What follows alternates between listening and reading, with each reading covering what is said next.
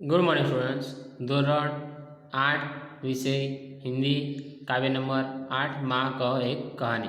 विद्यार्थी मित्रों, अगाउना विडियोमां आपणे काव्यनी समजूती मेळवी बराबर, पछी अभ्यासनी समजूती मेळवी, तेमां अभ्यासना जवाबो लख्या। આજે આપણે સ્વાધ્યાયની સમજૂતી મેળવી લઈશું। સ્વાધ્યાયમાં છે પ્રશ્ન નંબર 1, काव्य पंक्तियों का भावार्थ अपने शब्दों में लिखिए। આપણે લખવાનો નથી પણ ખાલી સમજી લઈએ। આપણે કાવ્યમાં તો એકવાર જોયું જ છે બરાબર, ફરી એકવાર સમજી લઈએ કે वर्ण वर्ण के फूल खिले थे, કે तरह तरह के फूल खिले थे अलग अलग रंग बिरंगी, जलमल कर हिम बिंदु झीले थे, उस पर ओस की बूंदे थी, हल्के झोंके हिले मिले थे, लहराता था पानी और हवा की लहर से वो फूल लहरा रहे थे। लहराता था पानी, हाँ हाँ यही कहानी। शू पानी लहराई रह्युं तो एम के बाळक कहे छे ने राहुल, हाँ हाँ आज कहानी एम कहे छे। आगळ जोईशुं, बीजी आपी छे,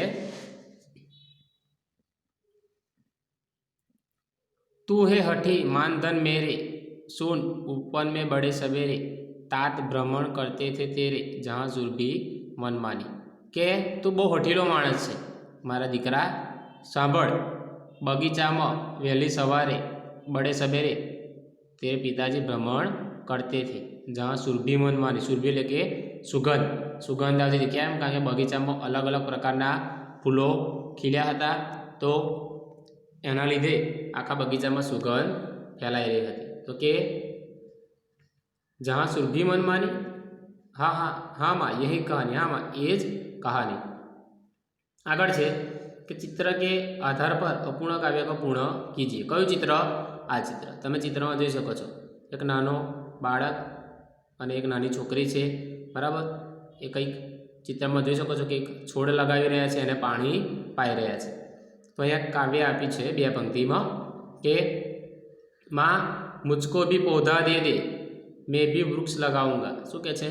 મમ્મી મને પણ છોડ આપી દે, હું પણ વૃક્ષ લગાવીશ। તો એમાં આગળ લખી શકાય, रोज उसे दूंगा मैं पानी, बता गई है जैसे नानी। એટલે કે હું રોજ એને પાણી આપીશ જેવી રીતે મને નાનીએ કહ્યું છે તેમ, બરાબર। આટલું બે પંક્તિ આપી છે તો બે પંક્તિ આ રીતે તમારે લખી શકાય। આગળ જોઈશું, एक दिन अकबर ने बीरबल से पूछा, बीरबल दुनिया में सबसे अधिक शक्तिशाली कौन है? बीरबल ने क्या कहा होगा, सोचकर कहानी को आगे बढ़ाइए। तो आमां लखी शकाय के पूछ्યું જ્યારે કે बीरबल सबसे अधिक शक्तिशाली कौन है, तो बीरबले जवाब आप्यो है कि जहाँपना, એટલે કે अकबरને કહે છે कि दुनिया में सबसे अधिक शक्तिशाली सूरज है। सूरज यानी जो हमें रोशनी देता है हर रोज वो।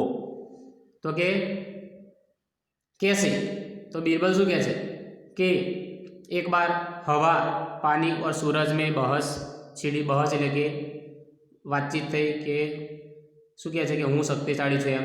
तीनों स्वयं को सबसे अधिक शक्तिशाली बता रहे थे। एक देवदूत ने उन तीनों की बातें सुनी और देवदूत ने कहा, देखो एक यात्री वहाँ देखो जो कोट पहने जा रहा है, आप तीनों में से जो उसका कोट निकलवा दे वह सबसे अधिक शक्तिशाली माना जाएगा। तो सबसे पहले हवा आगे बढ़ी और तेज चलने लगी। तेज એટલે કે बहुत जोर से पवन फूंकावा लगी। उसने तूफानी रूप ले लिया, लेकिन यात्री ने कोट निकाला नहीं। बारी आई पानी की, पानी ने अपनी ताकत शुरू की, जोर से बारिश होने लगी, फिर भी यात्री भीग गया, फिर भी उसने कोट न निकाला। अंत में बारी आई सूरज की, तेज से धूप निकली यानी जोर से गर्मी लगने लगी, और गर्मी सहन न करने पर उसने कोट निकाल दिया, पसीना पसीना हो गया, इसने कोट निकाल दिया। तो सूरज की शक्ति का बड़ा महत्व है। तो सबने सूरज की शक्ति को लोहा मान लिया और बादशाह ने भी बीरबल की बात को समर्थन दिया। आगे से अगर पाठशाला के सामने दुर्घटना हुई तो आप क्या करेंगे? पाठशाला के तमारी स्कूलनी सामे जो कोई एक्सिडेंट जेवुं थाय तो तमे शुं करो? तो आमां लखी शकाय कि पाठशाला के सामने कोई दुर्घटना होती है तो हम उसको तुरंत, जिस व्यक्ति को चोट लगी उसको तुरंत स्कूल में लाएंगे। प्राथमिक सारवार के लिए हम दवा और मरहम पट्टी करेंगे। यदि चोट ज़्यादा गंभीर है तो हम आसपास के डॉक्टर को बुलवाएंगे या नज़दीक के अस्पताल में पहुंचाएंगे। इस कविता को कहानी के रूप में लिखिए। जे આપણે આ કાવ્યનો ભાવાર્થ જોયો એને આપણે કહાની રૂપમાં લખી શકાય, બરાબર। હવે ભાષાસત્તામાં છે, ભાષાસત્તામાં ધ્યાનથી જોજો કે અહીંયા વાક્યો આપ્યા છે, તમારે એને ધ્યાનથી વાંચવાના છે। પહેલું, मेरा प्रताप ही ऐसा है। बीजू, तू मेरी बुद्धि को कुंद बताकर मेरा अपमान कर रहा है। त्रीजू, तुम्हारा बाहर आना खतरे से खाली नहीं, फिर भी तुम बाहर आ गए। हवे अहींया तमे आगळ जोशो 4, 5 અને 6 नंबर पर वाक्य आप्या छे बीजा के वह खान के भीतर रहता था, पछी उनकी यानी उनकी एक चपत से तेरी सारी शान चंपत हो जाएगी, वह रात में पढ़ाई करेगा। हवे तमे अहींया जोशो कि तमने डिटेल में समझूती आपी छे। शुं आपी छे कि पहले दूसरे वाक्य में क्रियापद है तथा कर रहा है से स्पष्ट कर रहा है कि यह वर्तमान काल वाक्य है। तीसरे और चौथे वाक्य में आ गए तथा रहता था क्रियापद द्वारा क्रिया के हो चुकने का संकेत मिलता है। क्रिया का यह काल भूतकाल कहलाता है। न तीजू जोशु 5वें तथा 6ठे वाक्य में क्रियापद हो जाएगी तथा करेगा बताते हैं कि क्रिया निकट भविष्य में होने वाली है, वह न तो भूतकाल में पूरी हुई है नहीं वर्तमान में हो रही है। क्रिया के इस काल को भविष्य काल कहते हैं। तमे इंग्लिश में पण भणी चूक्या छो, बराबर। पास्ट टेन, प्रेजेंट टेन्स अने फ्यूचर टेन्स ए चीज तमारे अहींया गुजराती में पण आवी गयुं छे, ए रीते हिंदी में छे कि वर्तमान काल, भूतकाल अने भविष्यकाल।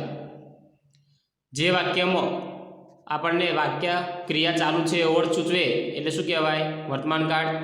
क्रिया पूर्ण थई गई होय तो भूतकाल अने क्रिया थवानी हजू बाकी होय तो भविष्यकाल दर्शावे छे। हिंदी में जोशो तो वाक्यने अंते हे आवतुं होय ते वर्तमान काल, था अंत एवुं आवतुं होय तो भूतकाल अने गा गी वाक्यने अंते एवुं आवे तो शुं थाय भविष्यकाल। परंतु एनी पहला तमे आ कोष्टक जोई शको छो कि याद रखिए क्रियापद के अंतिम अंश को देखकर, अंतिम एटले के लास्ट, हे बहुवचन में हो, हु वर्तमान है, आ, ई, था, थे, थी वो सब अब अक्षर आते हैं तो भूत यानी भूतकाल, गा, गे, गी को भविष्य। जान लो बच्चों, अब काल पहचानो। मैं कहूँ तेम अंतनो अक्षर आ कोष्टकना रीते आवतो होय तो वर्तमान, भूतकाल और भविष्यकाल तमे सारी रीते ओळखी शको छो। नीचे हवे जोई शको छो कि निम्नलिखित वाक्यों को क्रियापदों को देखकर उनके काल पहचान कर लिखिए, बराबर। तो तमारे हवे 8मां छो तो अहींया जे आ 4 वाक्य आप्या छे एनी पाछळ पेन्सिलथी लखवानुं कि कयुं काळ छे, वर्तमान काळ, भूतकाल के भविष्यकाल। पछी तमे एनी पाछळ जोशो पेज नंबर 56 पर तमने यहाँ पण आप्युं छे कि निम्नलिखित वाक्यों को पढ़कर समझिए, समझवानुं छे अने कौंसमां आपेला काळमां फेरववानुं छे, बराबर। वाक्य जे काळमां आप्युं छे एनाथी आपणे कौंसमां आपेला काळमां फेरववानुं छे। दाखला तरीके मैंने किताब खरीदी, शुं छे भूतकाळ छे। मैं किताब खरीदूंगा भविष्यकाल छे और मैं किताब खरीद रहा हूँ वर्तमान काल छे, बराबर। ये तमे समझो कि भूतकाळ, भविष्यकाळ अने वर्तमान काळमां आपी छे। हवे एनी नीचे तमे जोई शको छो कि आमां तमारे चेन्ज करवानुं छे कि मैं अमदावाद जा रहा हूँ, वर्तमान काळ छे, तमारे एने भविष्यकाळमां फेरववानुं छे। मेहुल मुंबई गया था, भूतकाळ छे, तमारे एने वर्तमान काळमां फेरववानुं छे।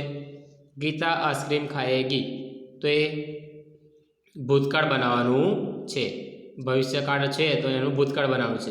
तो विद्यार्थी मित्रों अहींया आपणुं चेप्टर नंबर 8 ए काव्य नंबर 8 पूर्ण थाय छे। तमारे आजना विडियोने ध्यानथी सांभळ्या पछी, बराबर, स्वाध्यायमां तो कशुं लखवानुं छे नहीं, खाली बधुं एकवार वांचीने समजी जवानुं छे। परंतु भाषासत्तामां तमे आ 4 वाक्योनो काळ अहींया लखवानो छे अने जे आ पाछळ छेल्લું છે आ 3 वाक्यનું કૌંસમાં આપેલા કાળ પ્રમાણે વાક્યમાં રૂપાંતર કરવાનું છે, બરાબર। આ વાક્ય તમારે નોટબુકમાં રૂપાંતર કરવાનું રહેશે। હવે આપણે આગળના પાઠની સમજૂતી નવા વિડીયોમાં મેળવીશું। Thank you.